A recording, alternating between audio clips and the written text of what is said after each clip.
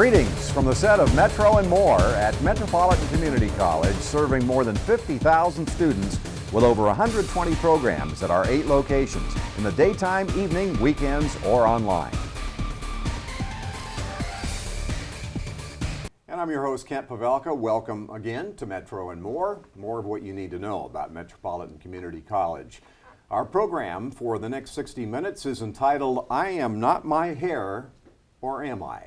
And our guest is Dr. Sybil Rosado, Professor of Social Science and Coordinator of Sociology at Benedict College in Columbia, South Carolina. Dr. Rosado recently presented at Metropolitan Community College in conjunction with the college's Black History Month and all the activities associated with Black History Month at Metro. Well, welcome, and it's good to have you here. Thank you so much. I'm very excited. We were chatting before we went on air that Benedict College in Columbia, probably you aren't familiar with this kind of weather we're taping in well, early January. Minus here. 17 is different. 17 I was ready for. Minus 17 has been a challenge, but it's very interesting. I really enjoy the snow. Have you been to Omaha before? Never. Yeah. So well, it's good to have you. Thank you. I know you're from Florida, right? Originally, yeah. Yes. So cold weather is always a challenge for me. Yes. Well, you came equipped. You have a nice heavy coat. Tell us a little bit about yourself. I know you, first of all, I'm not familiar, and I don't know that our viewers are real familiar with Benedict College. Tell us about the college. Benedict is an HBCU in Columbia, South Carolina that boasts open enrollment policy for about 3,000 students. HBCU, Historically Black College. Oh, okay. And so it has been really a staple of the community there for over 100 years. We have an open enrollment policy, so we're like a community college in that way that students come to us and sometimes they're very, very prepared, sometimes they're not so prepared, and sometimes they're underprepared, and our challenge is to make everybody prepared to meet the challenges of being a professional. Going on, we have an excellent physics department. We put out teachers left and right.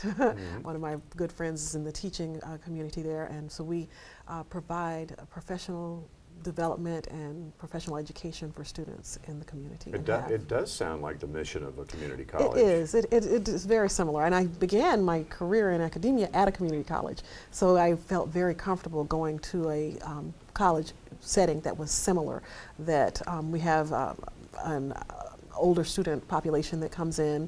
One of our mandates is to bring students back. So some people who have attempted to get their degree, say in the 70s, 80s, 90s, whenever, and had to drop out because they were getting life chances that were not popular, end up going back. And so we have a program where we bring them back in, continuing education. So it's very similar. Columbia is also the home of South Carolina University. Oh yeah, they're there. They're not as exciting as us, but no. Is there a matriculation? But this is a 4-year college. This is a 4-year college, yes. Yeah. So it's no agreement. Like where I first started, there was an agreement. So students that finished at the community college where I worked could go on to the University of Florida, to Florida State. But we are actually a 4-year college. We are a degree granting institution. I didn't mean matriculation. I meant articulation. For, back and forth a lot of times there is. But being a 4-year college, offer bachelor's degrees. Yes. 100 years old, the college. Yes. Yeah. How big is Columbia? Columbia has a population of about, oh my goodness, I think 1.2 million. I'm not sure exactly. I moved from Orangeburg. I had been resident in Orangeburg where it was just 100,000 in the whole county. And that was amazing to me that it would be such a small amount of people in such a large county. But Columbia is the capital city. And so there are a lot of people there. Yeah. I didn't realize it was that big. So how long have you been at I have been at Benedict for 14 years 14 now. years. Yes. And you're from Tampa. Tampa, Florida. Tell us about your formative years. How did you end up doing what you're doing? That is interesting. I actually was trained as a lawyer. I'm a graduate of Vanderbilt Law School in Nashville, Tennessee. And when I finished law school, you decided you didn't want to be a lawyer? Well, not at first. I went home, and my grandmother was trying to help me get a job, and I had a very short haircut, and this was in 1992. And I had twists on top and this very, very short haircut. And my grandmother was like, no. And so I went around to all these places trying to get a job, applied for paralegal positions, and I have this law degree. You know, I'm waiting, sitting for the bar. Nobody would hire me. My grandmother went and bought me a wig, put the wig on my head. I had a job in a week. Wow.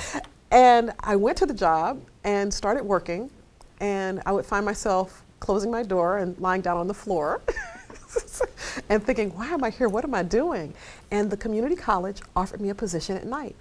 And I started realizing that, wait a second, I am chomping at the bit to get to the community college at night. I'm excited about going to teach at night, and I'm dragging in to work in the morning.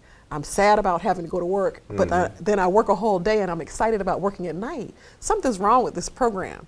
So I left my lucrative life and went back to academia. And because I said, well, how do I get to do this full time? And they said, oh, well, you know, you have to have a PhD for that. And so I said, well, how do you get one of those? And they said, go to the University of Florida, right? They said, you have to get one, like that was impossible. And the University of Florida said, no, it's possible for you. And the sociology department at the University of Florida admitted me and gave me a scholarship. And that's how I was able to transition. Because, of course, with student loans and life requirements, I couldn't just leave. I had to have something. And the UF made it possible. And then I won a McKnight Fellowship, which is a very lucrative fellowship to increase minority participation in underserved areas. And that took me through for the PhD. And then did you go directly after your PhD to Benedict? Actually, that was my first job. I was working on my PhD when Benedict hired me. They hired me ABD. And put me all but dissertation. So they hired me and put me to work in the slave mines and said, do the dissertation, teach that class, do the dissertation, teach that class, which is oftentimes very difficult for Always people. dues to be paid, isn't there? Yes, yes. And so, and that's how I ended up there teaching and working on the finishing of my dissertation at the same time. What kind of law did you think you were going to do? Well, my specialty is discrimination and sexual harassment defense. I was in undergrad, I was on a labor relations team, and we did union busting. So I was a good bad guy, in my opinion, because I helped people not make the mistakes and did a lot of diversity training and things like that to prevent the kinds of things that unfortunately employers oftentimes do or write down and say that they're going to do to people. And it just really has been an interesting turn from law to social sciences. Yeah. The defense not being in the courtroom, but precluding being in a courtroom. Usually preventing being in the courtroom. People, you know, negotiating, talking to them about training issues. And sometimes the firm I worked for, we did have to go to the courtroom because sometimes it was too late by the time they came to us. Mm-hmm.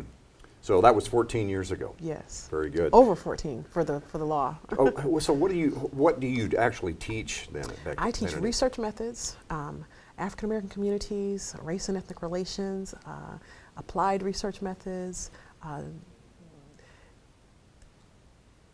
anthropology, of course, because I ended up in the anthropology department, so my PhD was in the anthropology, women's studies. So those are my specialties, and so I teach across the board, and introduction to sociology. Everybody teaches that. Yeah, plenty to talk about here on the show, but the specific focus of your presentation at Metropolitan Community College in conjunction with Black History Month, I am not my hair, or am I? I love that title. Thank you. And that's a real narrow focus compared to everything that you do. But I'm interested. Has that been a sub focus for you? This hair issue. Well, after that event where my grandmother proved to me that you can get a job if you have some hair, I think that planted the seed for the research. As I went into when I went into the social sciences and started studying, they kept asking me, well, what's your area? What's your thing? What's your area and what's your research topic? And I kept saying, well, I don't know. Maybe I'll do domestic violence. Maybe I'll do something with the law. I kept trying to craft this thing, but that wasn't what was interesting to me. And somebody finally said to me, do what you can't stop thinking about. Do something that keeps you awake at night. Do something that you love. You're really in tune with what's going on between your ears. A lot of people Yes. aren't. I mean, you know, I kept thinking to myself, I want to teach, I don't want to be a lawyer. Now, what is it I'm thinking about? It's the hair thing, right? Right. And because so, of your experience. And because of my experiences, I said, well, that's really what's interesting to me, this whole concept. And so what I began to look at was not hair initially, but appearance, identity. And how do people construct their identity was one of the questions I came up with. That what is this about? You know, what do we look like, and how come it has something to do with who we are? Right. Body modification and identity politics began my initial studies. So that broader area was honed down to look at hair based on the personal experiences I had. Yeah, it's a fascinating discussion, and we haven't had it yet. But I'm just really anxious to dig into this. I think it's indicative of the larger discussion, which is, and it takes a lifetime, I think, to really get in tune with this. Speaking of getting in tune with things, but to sit down with somebody and to look past the differences and the things that strike you initially that take you off the course of speaking to somebody as an individual, as a human being, to get past the things that distract you from that, you know? It's very difficult. And what I found in my research is that, and my research was very specific because I wanted to look at just one population. And what I found in that population was that is how we judge who we are. It ends up being how we decide if a person is rich, if a person is poor, what religion they are. We get all of these symbols. We read all of this symbolic text based on what people look like. And we don't even recognize we're doing it oftentimes. Right. We think that, oh, you know, I like her or I don't like her, or she's professional. We get these ideas about people, and it's really based on how they look. Not on who they actually are, not on what they can or cannot do, but how they look. And so when students come to me and they say, oh, well, you know, I'm going for a job interview. Should I wear my pants hanging down? This sagging concept. And I say, well, do you want the job? Or my favorite is, I'm going to court. How should I appear in court? And I say to them, it depends on if you want to pay that ticket. It depends on if you want to go to jail. Because even though the court system is situated the way it is, you have to be aware that people are still judging how you look and deciding who you are based on that. Yeah. And that began the look at hair, you know, those kinds of understandings, the symbolic nature of appearance and how people are reading that text of appearance. Right.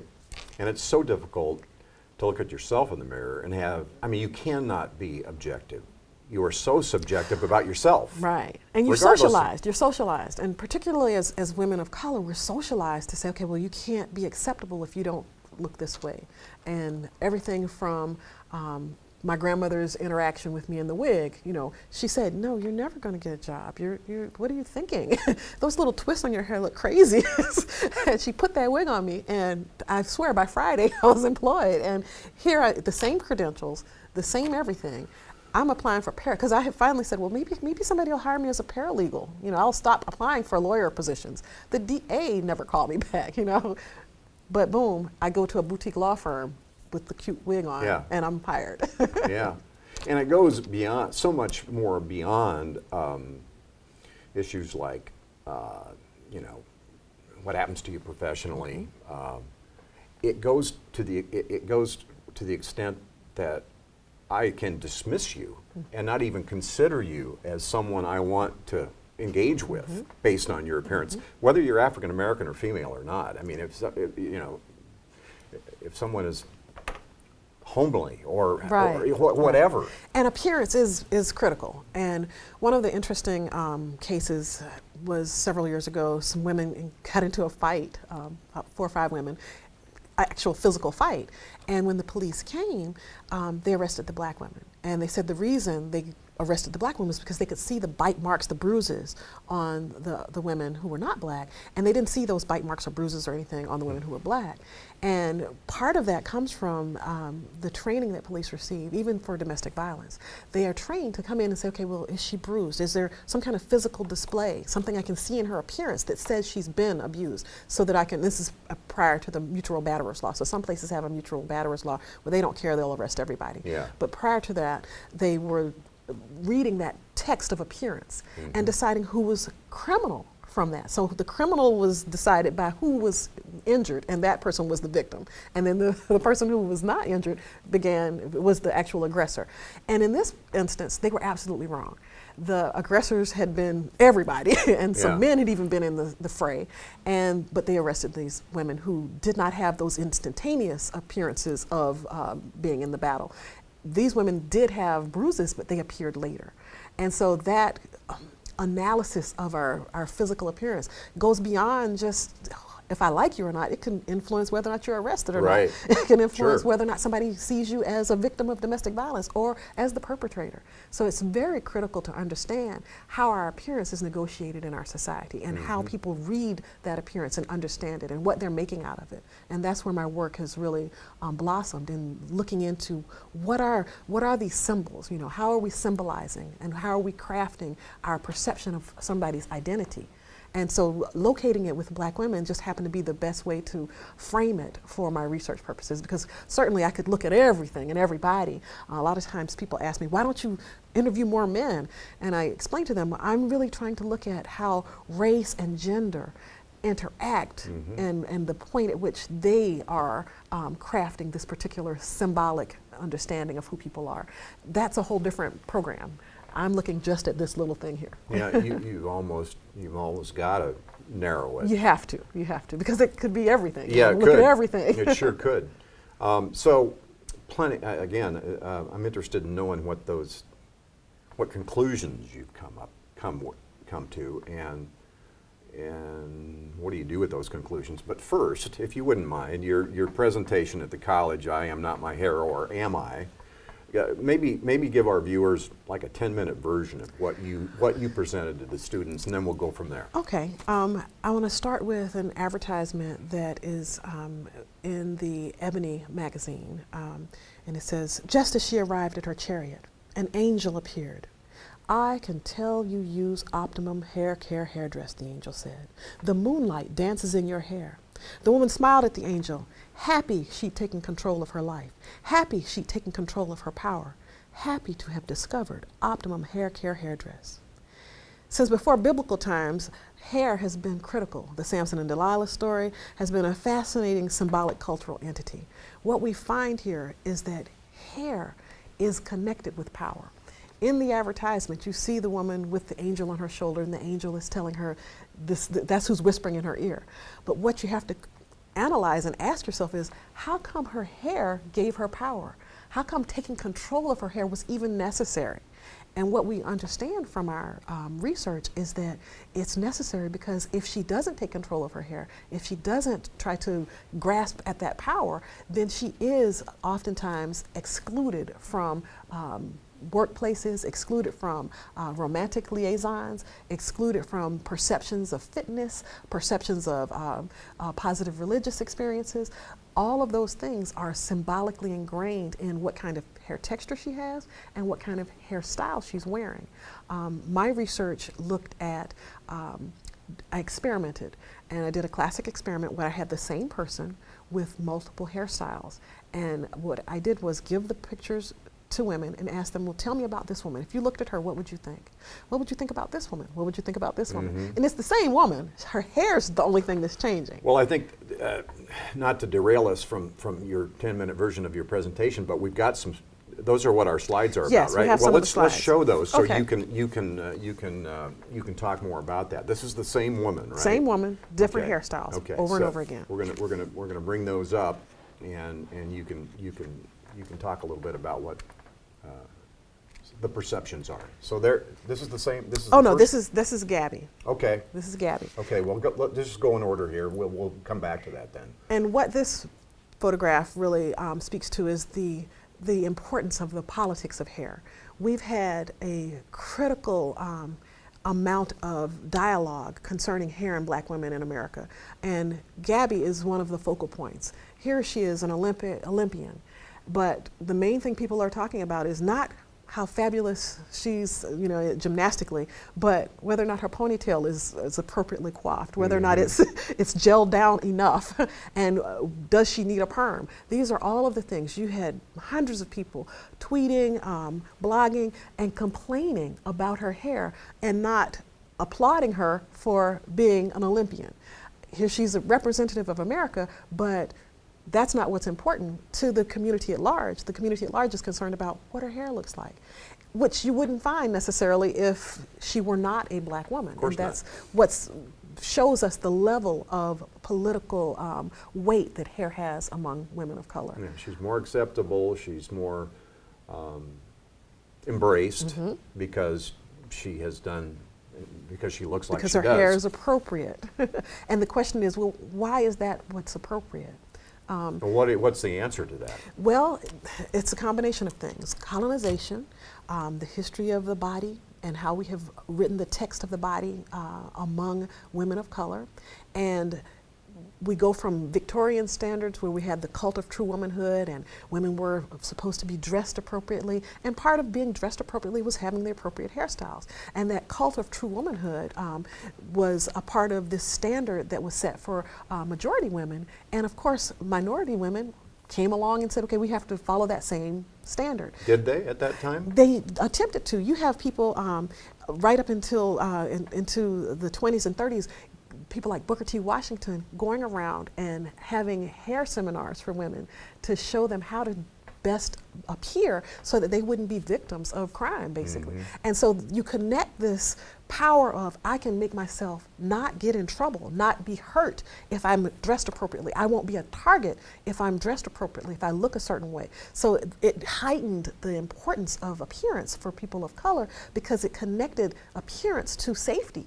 So in one way, you have to say, well, it makes sense. If having a perm, if having straight hair is going to make me safe, then of course I'm going to go to the conference. I'm going to go to the church presentation and learn how to dress appropriately, how to speak appropriately, how to work in the kitchen and look a certain way so that I'm not a target. Sexual target? Sexual target, lynching target, physical target, all kinds of targets. That was a part of what, in crafting this kind of cult of true womanhood, you had to be more feminine, and femininity was defined as white. And so if the definition is, here's straight hair, long hair, silky hair, that's what's appropriate, that's what's best. Well, your hair is not like that. How can we make it fit? And you have the blossoming hair care industry in America trying to make us fit into that dominant ideal of straight hair, long hair, glossy hair, shiny hair, bouncy hair. Even the terms that are crafted for hair in the black community are seen as negative. You don't see positive discussions or descriptors used for black hair. You hear nappy, you hear coarse. Even I love the Wen commercials. They're always like, well, even if you have coarse hair, and I'm like, coarse? How come it's coarse? What's the product? Wen. It's a lovely product. My daughter's using it. It's kind of like a co-washing thing. You put the conditioner kind of thing on and you rinse it out, but it doesn't strip the hair. And so you get a much bouncier hair result from it. But in the commercials, they're showing all the different hair types that can be used on the hair. And the pejorative descriptors. And the descriptors are negative primarily. They just had a HSN mistake, I would call it, where the model is showing her handbag off and the moderator says, but what is wrong with her hair? And there's really nothing wrong with her hair. It's simply not permed. It's curly, fluffy African hair, but she has this whole discussion about, you have to ask yourself, why did I come out with my hair like that today? Yeah. Well, she apologizes eventually, but it was already out of the bag that is the perception of what regular, normal African hair is something wrong with it. Right. Well, I mean, how do you come down on this in the end? I mean, this is the Eastern European model of acceptability for all these years, and I mean, is your message this is the way it is? So therefore acquiesce to the demands of the culture, or what? I mean, what do you? Well, the first thing is we have to recognize it's happening, and that's where the research went. That is this happening even? Is this something I see worldwide? And so in my research, I went to South America, Central America, Africa, Europe. I went to all of these different places and interviewed women, and I found that, this is a domain. So the first thing is to identify it as a cultural domain. Is this actually happening, or is this just my experience? Because a lot of times things are simply your experience, and social sciences help us bridge the gap and understand that no, it's not an individual experience, it's a group experience. Sure. And so the first thing I had to do was That seems identify pretty it. obvious to me. It does, but you have to prove it in social sciences. Okay. Common sense is not always science. Okay. And you have. And so what I did was go out and craft this domain. And I was able to identify the same kinds of ideas about what is appropriate hair in different locations among different women who are all members of the African diaspora or of African descent, self-identified as such. And so all of these women pretty much were saying and answering the questions in the same way. So if we all see this as the same thing, then now can I look back and say, well, where did it come from? And like you said, where do we go from here? One of the things that we have to be clear about is that it's not always negative that women are doing this. It doesn't, you don't have to look at it as negative, because in part it's a way to reappropriate power. Because obviously, just like with my job situation, I needed a job. I was a recent law school graduate. I want to have a job, and of course I want to have a nice one. I don't want to work at the McDonald's. I didn't go to law school for that. But there would be a lot of people who would say, this is wrong we understand what's happening here. But this is how I look. Yes. And I'm gonna, we have got to change cultural norms. And we are, and that's one of the great things that in '92 when that happened to me, people weren't even aware of hair as an issue.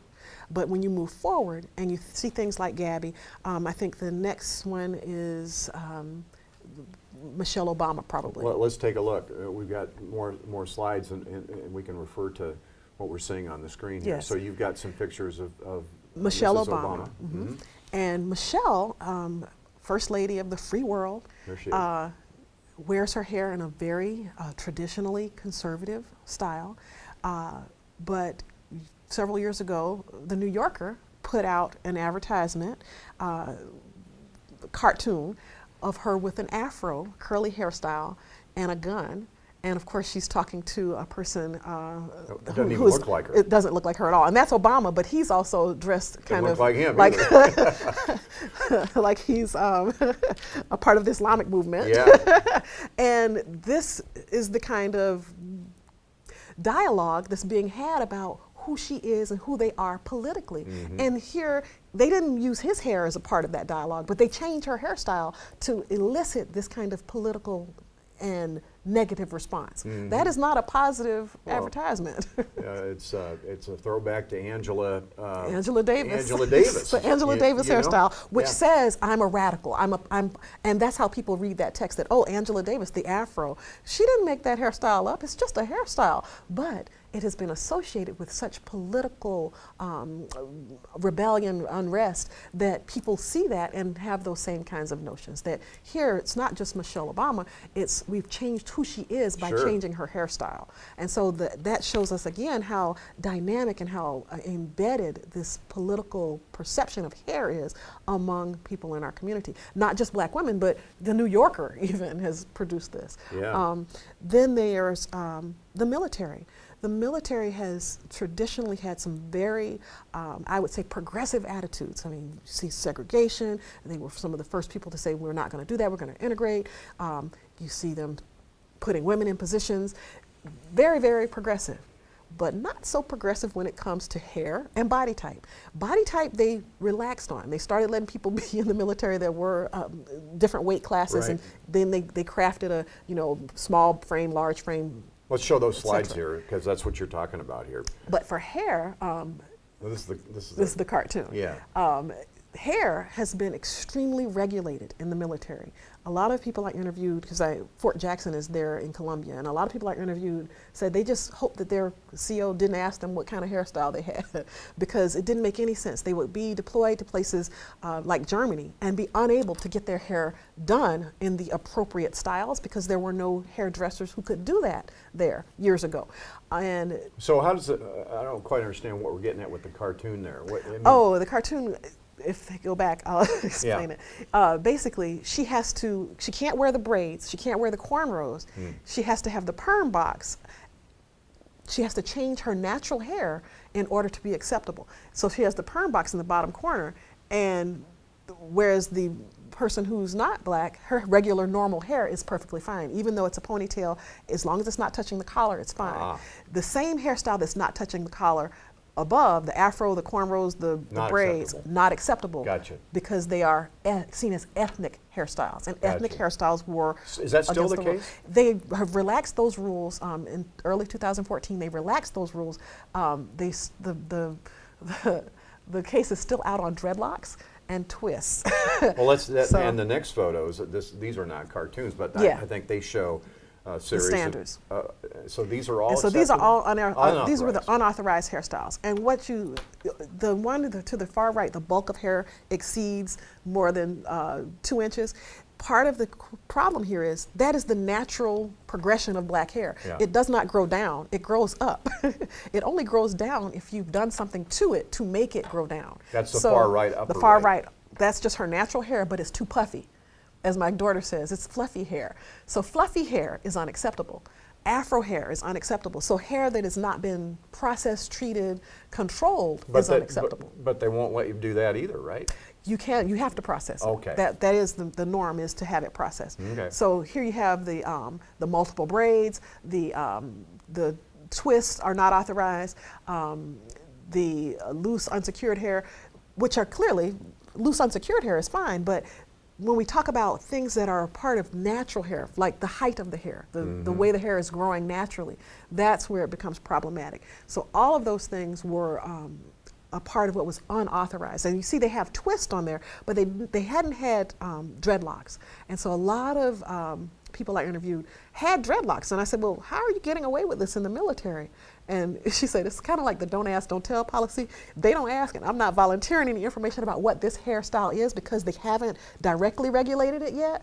And then they did directly regulate it, but they don't know oftentimes that that's what this is, so they don't ask me any questions. They think it's braids, and I let it go. And so they can wear certain things as long as they don't say, oh, these are dreadlocks. If they said, oh yeah, I'm wearing dreadlocks, then they would have not been able to wear them. Because that's in the code? Because that's in the code. I'll be darned. And so in 2014, they relaxed these standards, and so they're changing. And so as things progress, we are getting better. But again, it has to be highlighted. If you didn't know that you couldn't wear this kind of hair in the military, you would not have a reason to even interact with this kind of reality. You wouldn't, know the people on the street aren't saying, hey, how do black women wear their hair in the military? Can they wear their natural hair?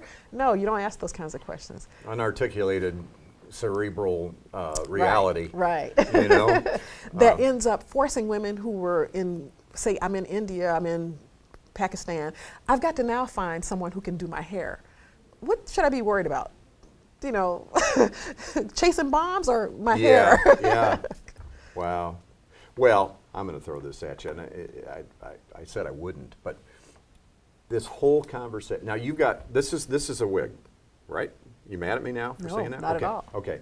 So this whole conversation would probably be perceived differently if you were not wearing this wig. And one of the Isn't things, that kind of the bottom line that here? is the bottom line, because one of the things that my research showed is that people perceive women with straight, long hair that are black as being more professional, more educated, richer, and I don't know how that happens. I mean, maybe I paid for more richer, more Christian, and that's one of the positives, I guess, being more Christian. And so what their perception, more Christian, yes. Because apparently one of the things that happens is when you have hair that's not like this, you are perceived of You're different as being, now. I'm different now. And we didn't rehearse this either, did we? No. And it's one of the things that ended up being a draw for my research was the fact that so many people kept saying, may I touch your hair? Is that your hair? Is that really your hair? I didn't know black people's hair could grow that long. And I would say to them, well, it depends on what you do. It's the processing that we do to our hair that makes it break off. It's not that the hair is not growing, it's that the chemical process that is not FDA approved and not FDA studied actually breaks the molecular bond of the hair shaft, which creates a weaker product, so the hair breaks off. And that's why you see women with short hair. And that's where you have this billion-dollar industry of hair extensions that have gone on. And I wish every day I could figure out how to sell hair products. I have on Facebook, somebody just sent me a new thing saying that they're now doing fair trade, because one of the things I did in my research was I went to the hair factories in India and looked at where people were donating hair, because this kind of hair, which is human, costs, how much do you think? I don't know. What do you think? I don't know. $500? $1,500. $1,500. Human hair is extremely I expensive. should put it on because I need some help You too. need some- It's extremely expensive. And so you ask yourself, well, wow. And that became one of the talking points for me about this concept of hair. How much do we spend on hair?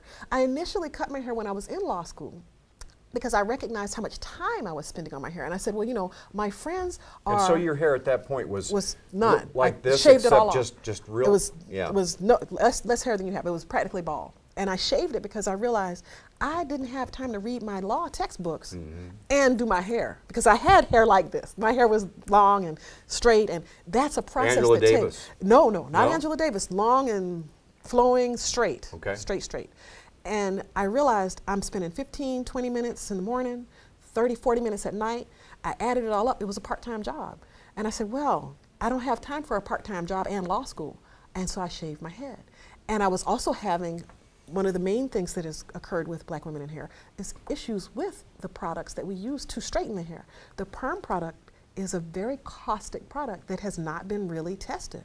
And they are starting to link it to all things like cancer, all kinds of things like cancer and fibroids, which are things that black women have more than other women in the population, and they're trying to figure out why. Hair care products may be the cause of this health issue that we have.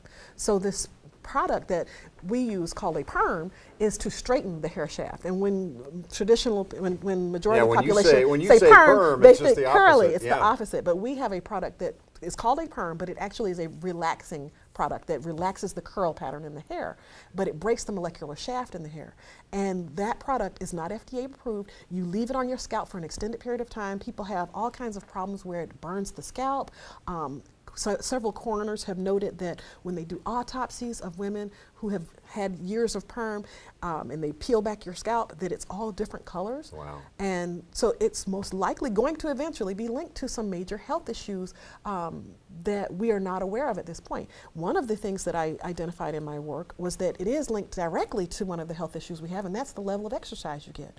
If I have paid to have my hair look like this, because that's the other thing, not only do the extension products Is cost, that what the perm does? it straightens your hair out like this. No, exactly. So this hair could be that this. much? Yes. Wow. Now it depends, of course, on my initial length, because my hair is in a style called dreadlocks, or locks, as some people would say, because they say it's not dreadful, it's just locks. And that's where the coil pattern has been allowed to coil onto itself over and over again. And they're individual, small, little, like gigantic fat hair strands. That's what I call them. Some of the players on the basketball team Have locks. Yeah, and they look good, man. I mean, they really do. But how long does it take to do that? You don't do it, you grow it. And You don't do it? You don't do it. It's the regular way my hair grows. It's just a larger hair strand. So imagine that's a hair strand, but It it's gets really bigger over time. Say 500 hair strands. I see. And so it's just a hair strand that's one don't big do it. hair strand. I didn't know that. I don't do it. You may separate it, but you don't add to it. It's not anything you do. It's something that grows.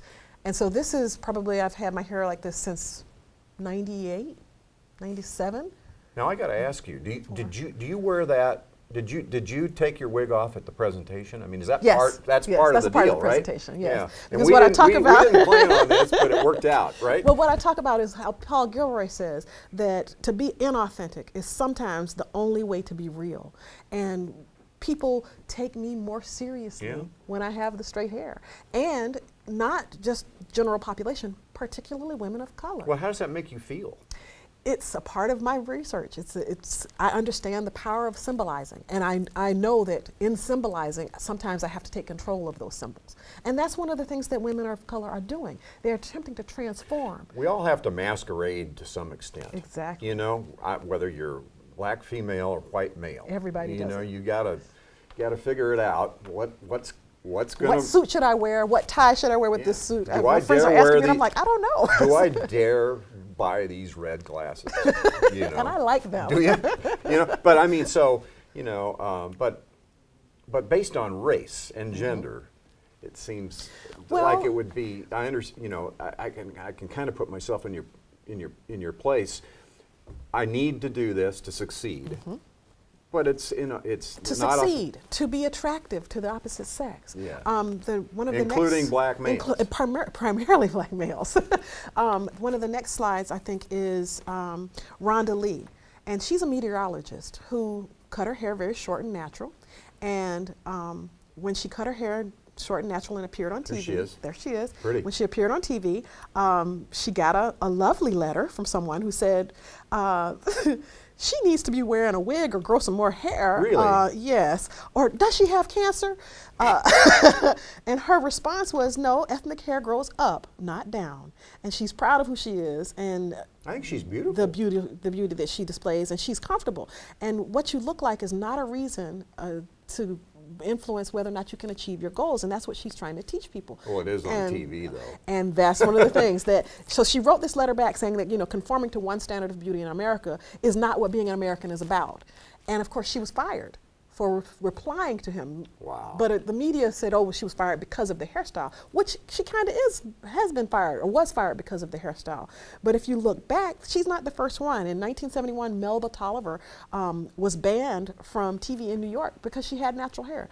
And she, again, was a meteorologist, and she ended up getting back on TV, and she still has natural hair to this day, but hair directly impacted whether or not those women were employed, which I would hate that if, you know, my school said, well, you can't come back to work anymore if you have those locks. I guess I'd have to cut it. But you have that level of control influences whether or not I'm going to go out and straighten my hair, whether I'm going to wear this wig to the courthouse. If I get a little ticket for driving too fast, who am I going to show up as if I want to be in control of the situation? It's just kind of sad. I mean, it's one thing to say, hello, yes, you need to pull your pants up. Yes. But it's another thing to say, no, that's not, you don't look, you know, are not acceptable because of your hair. Well, and that is absolutely the message that we are passing out and policing among ourselves, because oftentimes the very people who are policing this perception, this understanding of hair, are our grandmothers and our mothers. Well, your grandmother. And my grandmother. And this discussion of what is acceptable, what is appropriate, comes from our closest friends. Well, so what is one to do? Well, what has been happening is natural hair, as the health issues have become more imperative, and people have started to recognize that if you have this kind of hair that's bought, you don't want to mess it up, or if you've produced it, because if you straighten your hair, you pay thousands of dollars per year to keep it, to maintain it. Now, if I'm paying you $200 a month, $300 a month to keep my hair a certain way, that means that I can't wet the hair, because if I wet the hair, it ruins the style. That means I can't go to the gym and swim. I can't go to the gym and exercise and take a shower and go back to work. So how does that impact my health?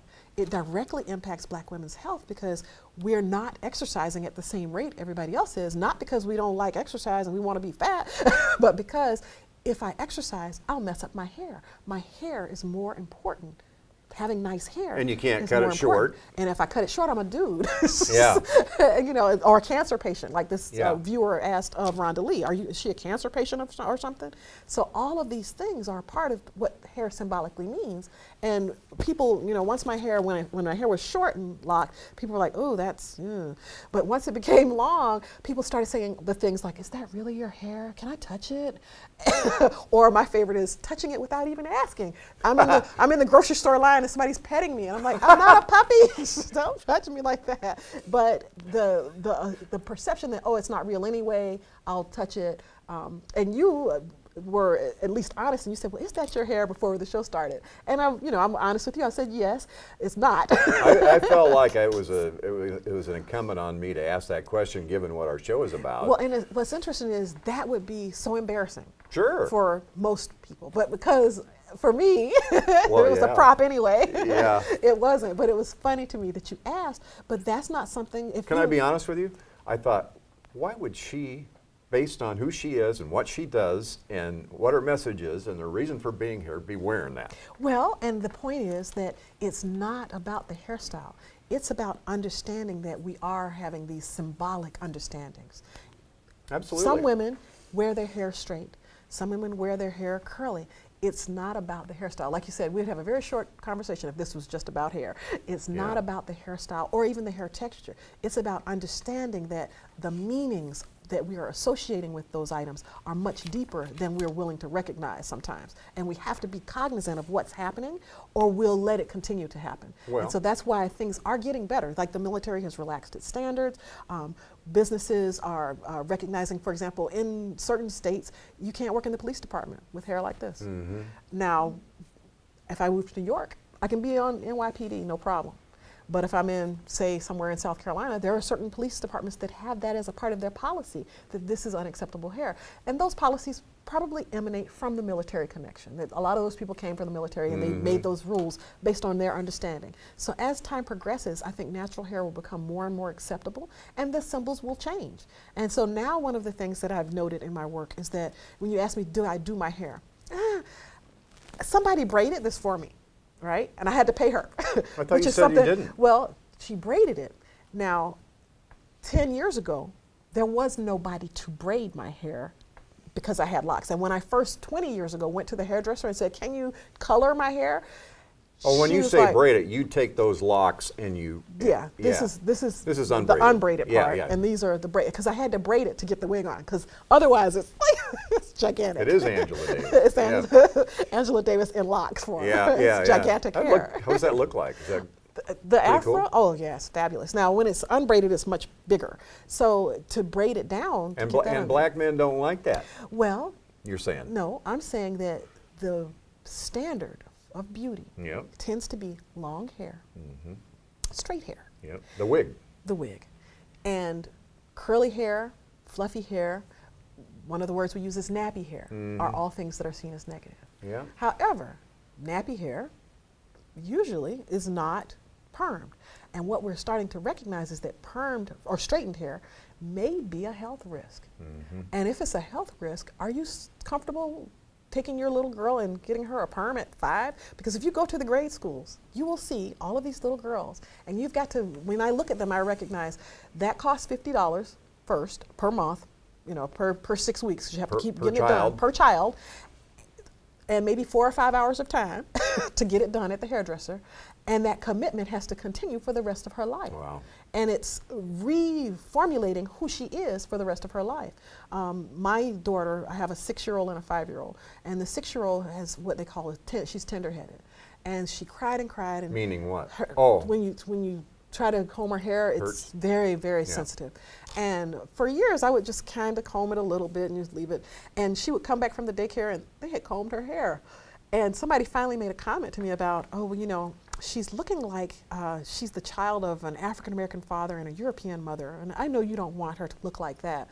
And I thought to myself, I think you've offended me. I think you're making a negative comment about my daughter's hair. And she said, well, you know, it seems like you don't know how to do her hair. And it wasn't that I didn't know how. I didn't want to because I didn't want to hurt her. Yes. But that comment triggered me into combing and coifing and braiding and torturing her and her crying and looking at me. Because you didn't want her to be perceived that way. I didn't want her to be perceived that way. I didn't want me to be perceived that way. Yeah. It's more of a reaction about whether or not I was authentic, and whether or not my mothering was up to par. Because this was another black woman that said this to me. And so I combed her hair and I did it like it's supposed to be done. And she cried and suffered and was tortured. And I did that for about 2 years. And finally I locked her hair because I couldn't take it anymore, torturing her and forcing her into this mold. And like you said, I had to look at myself and say, well, wait a second, what am I doing? Am I succumbing to the pressures of what I write about? And I was. Yeah. And so I finally let it go and let her have locks, which are much easier to maintain because all I do is look at them and make sure they are not all growing together because the curl pattern of the hair dictates the lock. And so each individual lock becomes like a gigantic hair strand. And so all I do is just separate it, put oil on it and keep going. And now she's much happier. She thinks I love her again. She doesn't think I'm evil because she would cry and say, Mommy, did you really love me? Why are you doing this to me? Yeah. But that is a part of every young girls experience this African American. I remember the comb. I remember getting my hair combed and the pain, the torture. The perm products are painful. They would burn me. All of these things are a part. And what my work showed was that hair was synonymous with pain. But beauty ended up being synonymous with pain for women of color.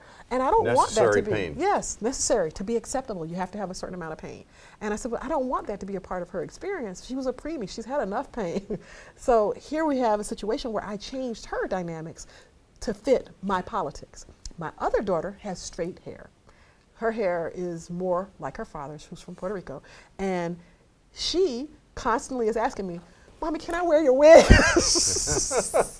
And so it's hilarious to me because her hair does not hurt to comb. Her hair is growing down and it gets fluffy sometimes, but she will say to you, I don't like my fluffy hair. And so I'm having to have that conversation with her that you have to love your fluffy hair. And certainly you may wear this, Elsa wig from Frozen. You may wear the Elsa wig for fun, but understand that your hair is beautiful also, just the way it is, without the Elsa wig.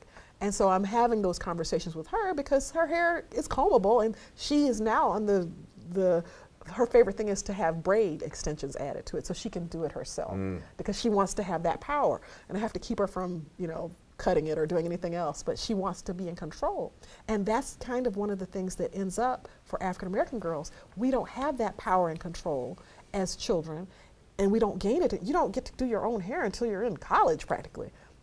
Whereas my girlfriends who are majority population start brushing and combing their own hair at 5 and 6.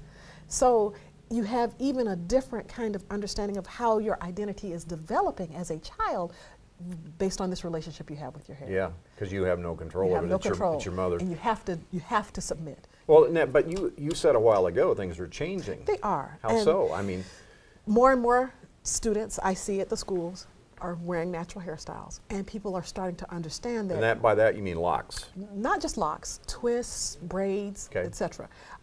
Things that I know. don't require. You see it, and you see it in athletics too Yes. now that you definitely. didn't see That 15 you didn't years see. ago. Well, you got to go back to the Dan Imus comment, those nappy-headed, Yeah. and how the fervor that came about that was not because he called them H.O., but because he called them nappy-headed, that the girls were offended because their hair had been offended. And hair was such a critical part of their femininity. And he said, oh, they look like men because of their hair. And so everybody's critiquing this hair, but people aren't saying, wait a second, maybe I should stop. And so a lot of what my research talks about is, these are the things, this is the text we're reading when we look at people's hair. Is that the appropriate text? Because you have to say this is what's happening before you can ask, is that right? So I think that So you get to that point in your presentation. I mean, what in Yes. the end, what do you tell the students? Well, I tell them that it's a point of transformation, that it's a way we critically craft who we are. Just like me wearing this wig is to craft your perception of my identity for a moment, just for a moment. yeah, you've got to take it off to make the point. Definitely. Though. Oh, definitely. Yeah. And it's a prop. It's not something I Yeah. can ever wear all day. It's Yeah. all weird feeling. But there are people who wear this type of hair and extensions, and their natural hair is underneath, and you never see it for years and years. Right. So it's a part of crafting who I am. Because what I also want people to understand is I'm not saying there's anything wrong with straight hair. I'm saying understand why you're straightening. Yep. Understand why you're crafting this particular appearance and how it may be profitable for you, because how can it be wrong to want to be profitable? We're Americans. That's what we do. We want to, do well. And so it can't be wrong. What you have to understand is, where did it come from? Why are you doing it? And what is your desire about it? Because if you believe that you're not beautiful without it, that's problematic. Yeah. If you understand that I can be beautiful in numerous ways, like I have my whole contact lens thing where I can change the color of my eyes to match my dress. I have a whole, when you look at Beyonce, when Beyonce cut her hair, and I think we have a picture of her too. Yeah, I want When to she get the cut rest her- of the slides up. Is that next?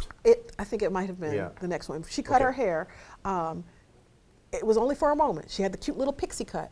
People talked about it and talked about it. And the next thing you know, she comes back and she has the regular hair. That's not her hair. She's got a weave. But she understood that her record sales might be impacted. Her fiscal health might be impacted by her hairstyle choice. So if you're savvy enough to recognize, well, my hairstyle choice is going to impact my wallet, I think you should change your hair then.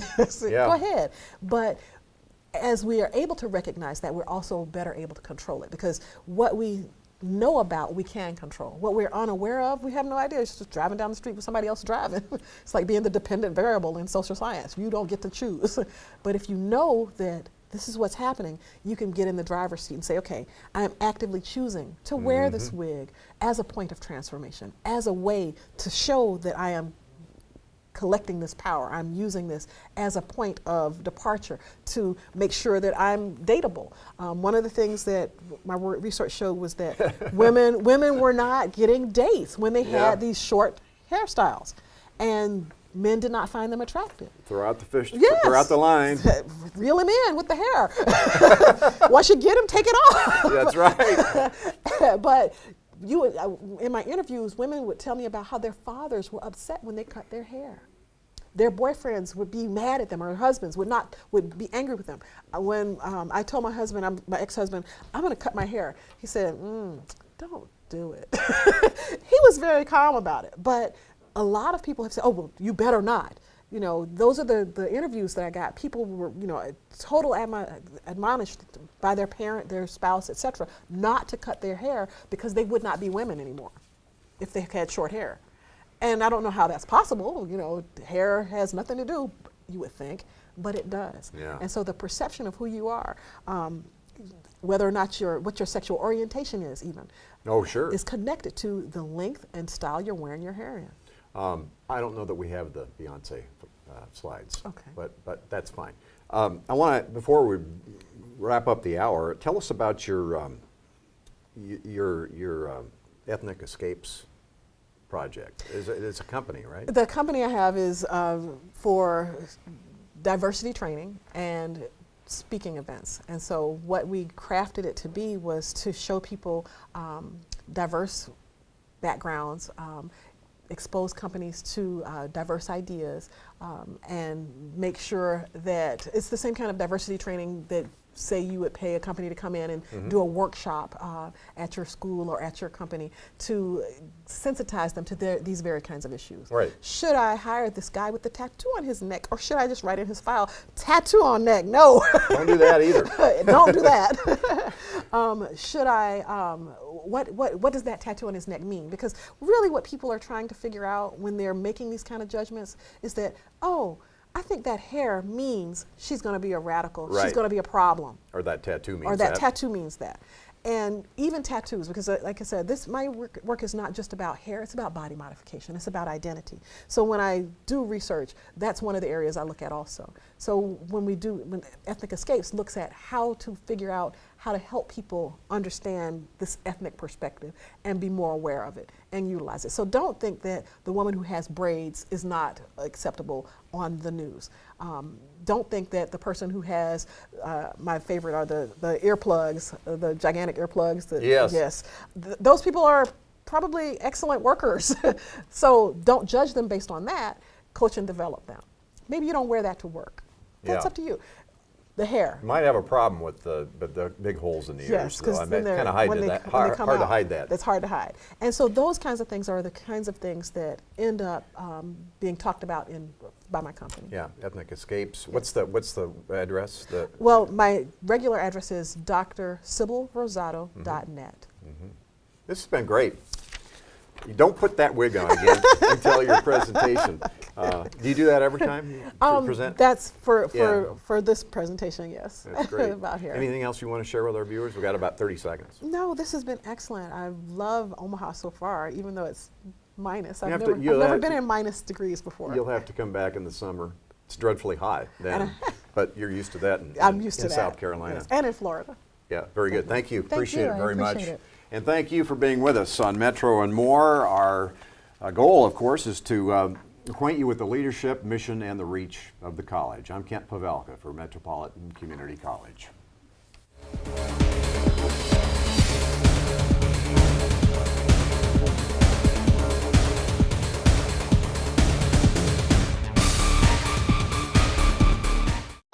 At Metropolitan Community College, you can start where you left off.